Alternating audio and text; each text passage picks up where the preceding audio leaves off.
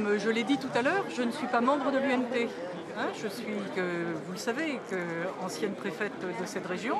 À ce titre-là, je ne pouvais pas m'inscrire dans un parti politique. C'est le devoir de réserve qui nous incombe. Mais que la situation de la Bretagne, la situation de la France aujourd'hui m'a poussé à m'engager au service de la région. Et la famille dont je suis proche par mes engagements antérieurs auprès de Philippe Séguin, c'est le gaullisme social. Par ma formation initiale, c'est la démocratie chrétienne, et bien c'est tout naturellement la famille de la majorité présidentielle dont le socle principal est l'UMP.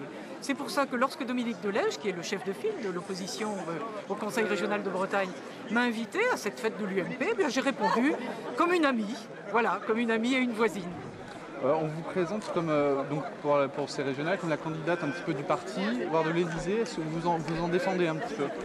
Non, je ne m'en défends pas, mais que je le dis tout simplement, je suis une femme libre. C'est moi qui soutiens certaines idées, c'est moi qui soutiens certains projets. Je crois, vous le savez, Kennedy le disait pour l'Amérique, ne te demande pas ce que l'Amérique peut faire pour toi, mais ce que tu peux faire pour l'Amérique. Eh bien, je me situe un petit peu dans cette optique-là.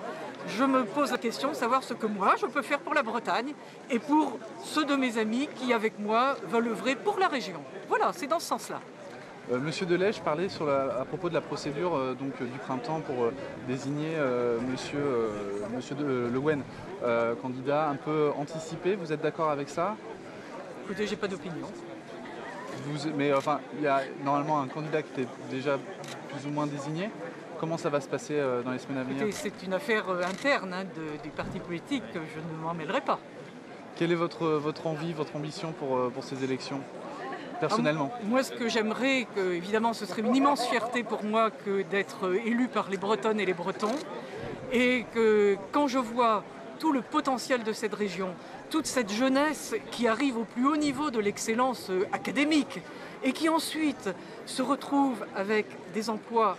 Le salaire moyen breton est le plus faible des régions françaises. Et donc on est obligé de partir. Si on pouvait faire en sorte que les jeunes Bretons trouvent leur bonheur et leur vie en Bretagne, alors là, je pense que je n'aurais pas perdu mon temps.